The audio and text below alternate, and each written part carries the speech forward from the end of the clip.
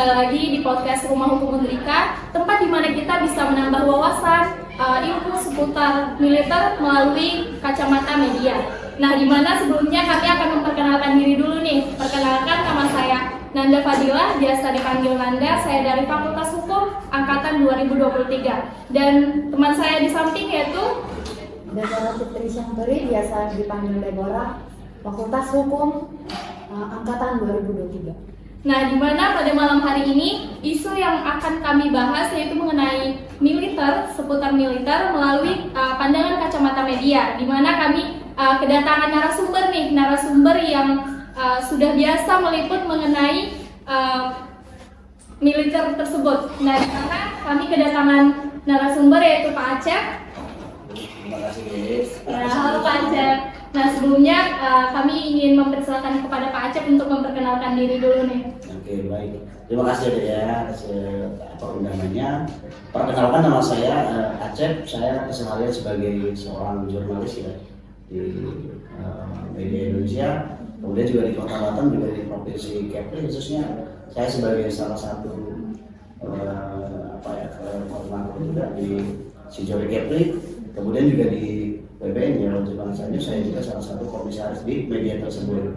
Kemudian juga di media pelopor dan media eksklusif media nasional, saya salah satu juga kepala kewilayahan di Kepri untuk pemberitaan yang meliput kegiatan di seputar Kepri sebagai kurang lebih gitu. Baik. Yang terkait apa? Baik, jadi di mana pada malam hari ini kan kita meliput mengenai isu militer melalui kacamata pandangan media. Nah, di mana akhir-akhir ini tuh kan di Papua telah terjadi penembakan kan Pak, di mana oknum-oknum tersebut menembak rakyat yang ada di Papua. Dengan apakah rakyat tersebut termasuk ke dalam terorisme atau bagaimana Pak menurut kacamata pandangan media? Bagus sekali pertanyaan itu. Jadi begini, berdasarkan saya ya, profesi saya sebagai seorang insider ya, seorang juga jurnalis, saya rasa yang dilakukan militer ya dilakukan selama ini, saya rasa mereka sudah sangat tepat ya. Kenapa saya katakan seperti itu? Karena ini harus dikatakan yang pergerakan ya atau mungkin yang separatis yang bergerak di sana, mereka ini kan bukan hanya sekedar melukai ya, jadi mereka itu bahkan sudah sampai menghilangkan nyawa ya, baik ditembak juga dibunuh dengan cara-cara yang keji. Nah, kemudian juga kita lihat ya, selain saya juga tentunya beberapa insan juga yang sudah merangkum di pemberitaan tersebut, itu kan bukan sebagai korban, bahkan juga sudah berlangsung lama. Jadi itu kita juga kalau melihat sisi-sisi tersebut juga merasa miris ya. Kenapa harus dengan cara-cara menghilangkan nyawa orang lain, kan begitu. Itu kan cara-cara yang harus kita katakan ya memang sudah hilang rasa kemanusiaan mereka. Seharusnya kan banyak cara-cara yang harus mereka tempuh, apakah jalur persuasif, jalur dialog kan begitu, atau mungkin jalur-jalur yang lebih ke manis, kan begitu. Nah, ini yang kita saksikan sekarang yang mereka lakukan ini kan cara-cara yang maka kita katakan brutal, begitu ya. Nah, jadi kalau sudah menghilangkan nyawa orang lain, maka ya sampai membunuh atau mungkin juga yang perlakuan keji lainnya ya, tentunya juga sangat dibenarkan, begitu ya. Mungkin dari yang tadi Bapak katakan melalui cara lain, mungkin dengan kekerasan tersebut merupakan cara yang telah terakhir nih mereka tempuh. Mungkin mereka telah melakukan negosiasi, namun pihak yang atas tidak menanganinya dengan sesuainya. Itu bagaimana Pak menurut kacamata pandangan media?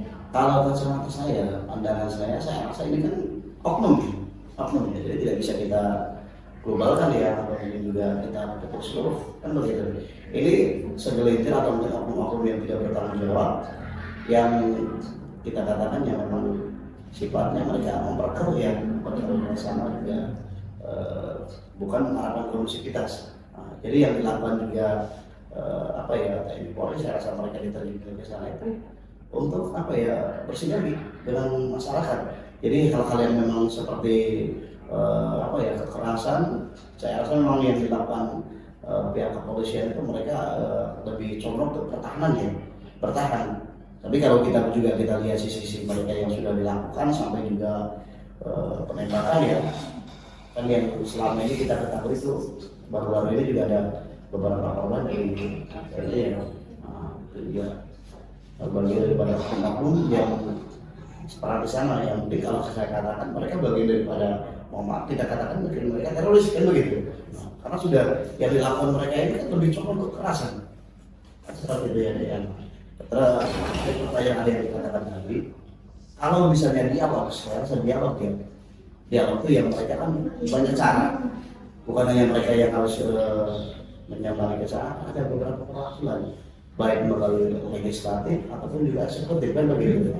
Karena setiap daerah kita ketahui ya, bukan hanya di Kepri ya, jadi di sana juga ada perwakilan dari DPRD-nya, kemudian juga provinsinya, lalu di DPRD mereka bisa menyampaikan aspirasi mereka. Jadi aspirasi yang semacam itu diskusi yang saya rasa lebih terbangun juga secara persuasif. Saya rasa itu lebih baik ya, atau lebih langkah-langkah yang lebih jitu. Jadi harus dengan cara yang seperti yang sekarang kita saksikan, kan begitu.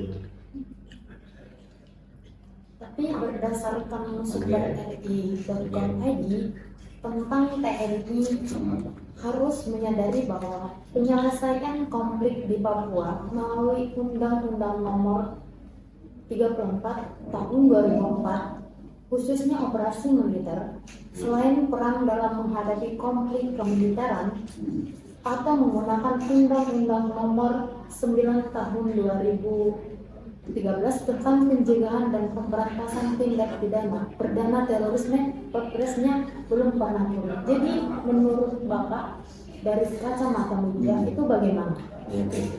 Jadi kalau kacamata kita ya, itu kan yang disampaikan tadi kurang lebih juga. Jadi kalau mereka ini maaf ya, semua tahu saya sebagai insan ya tidak lebih dari yang katakan karena porsi kita juga terbatas gitu ya.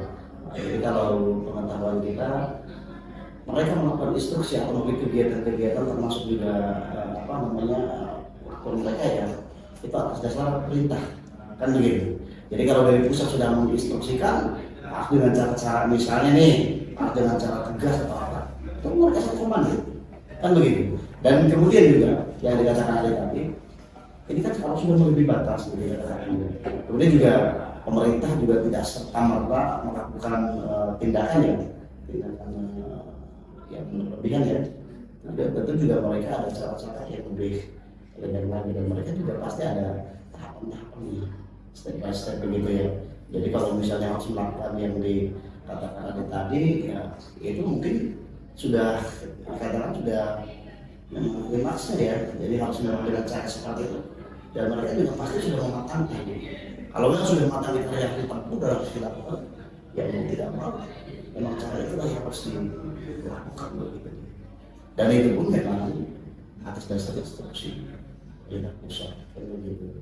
Jadi kalau yang di daerah yang ditempatkan juga mereka juga berkoordinasi kan begitu, berkoordinasi dengan misalnya di perwakilan ya, kalau di sana misalnya mungkin atau mungkin dengan perwakilannya mereka nanti koordinasi dengan danremnya, lalu danremnya koordinasi dengan panglimanya ya, dengan misalnya panglima Pangdam dan sejenisnya ya, kemudian mereka lalu koordinasi dengan Kasat.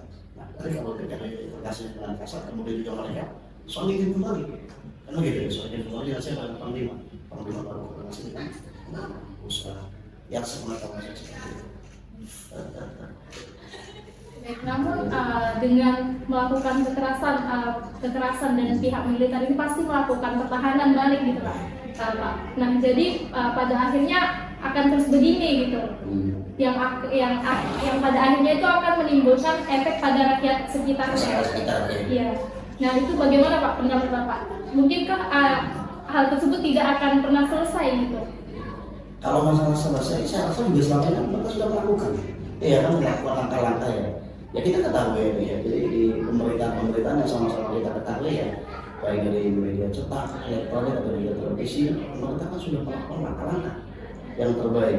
Hanya saja seperti yang saya katakan di awal tadi, ini kan oknum, kan begitu dari segelintir orang yang memang sifatnya yang maafnya kita katakan ya memperkeruh ya, mungkin oknum-oknum ini yang memang harus ini ya dibina dan diedukasi sedemikian. Nah yang terkait misalnya tadi yang dikatakan juga ada sampai sifat-sifat tindakan-tindakan yang di luar ya, nah, itu kan mungkin pemerintah juga sudah seperti yang saya katakan tadi, ada langkah-langkah mereka juga. Tidak serta mereka melakukan apa juga pasti juga ada tertentu, pastinya juga akan persuasif ya. Kemudian juga humanis sudah ditempuh. Ada saja oknum-oknum yang tidak mengharapkan Indonesia juga baik yang akhirnya juga langkah itu ya tidak terus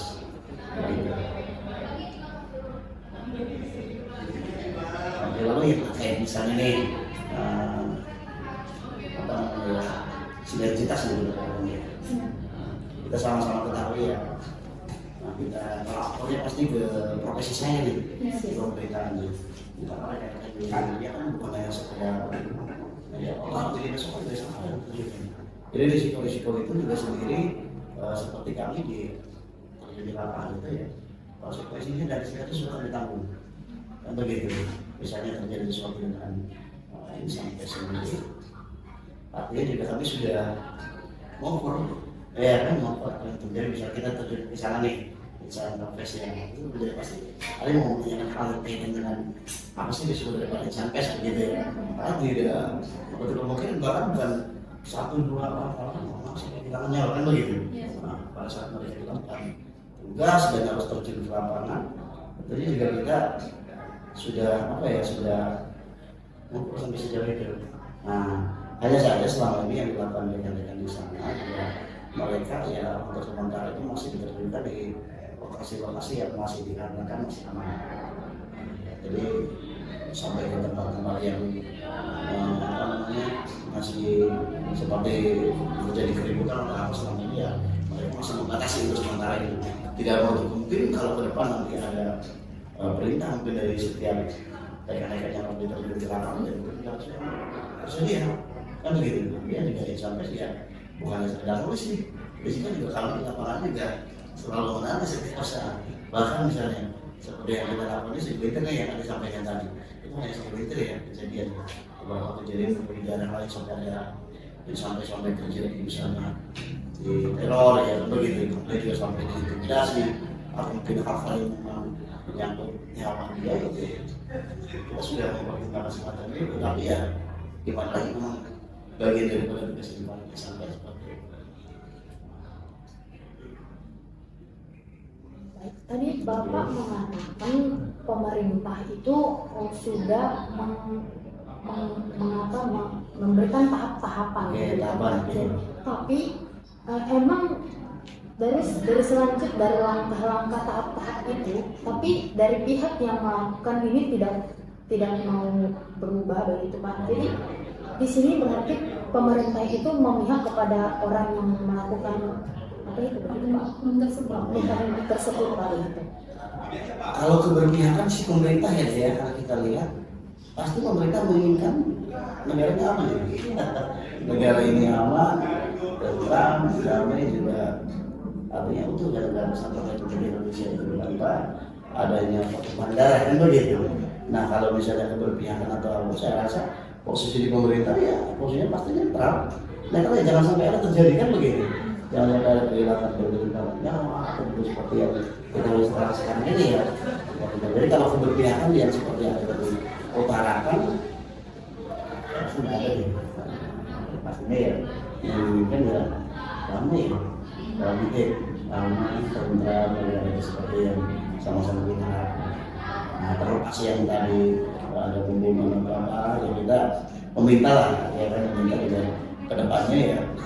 Ini kan sudah berlarut-larut nih, dari Papua ini hampir kita katakan ya bukan setahun 2 tahun belakangan, kan begitu bukan setahun 2 tahun belakangan ya sudah berlangsung lama. Ya harapan kita ya semoga pemerintah juga mengambil kebijakan ya, mengambil kebijakan dan mengambil keputusan apa ya, jadi biar jangan sampai terjadi hal yang seperti kita tidak harapkan.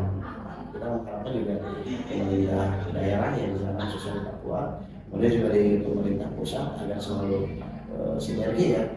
Kemudian juga kita libatkan di tokoh yang ada di sana, kemudian stakeholder yang ada di sana, baik dari masyarakat juga kita agar selalu terjaga situasi aman dan damai. Terima kasih.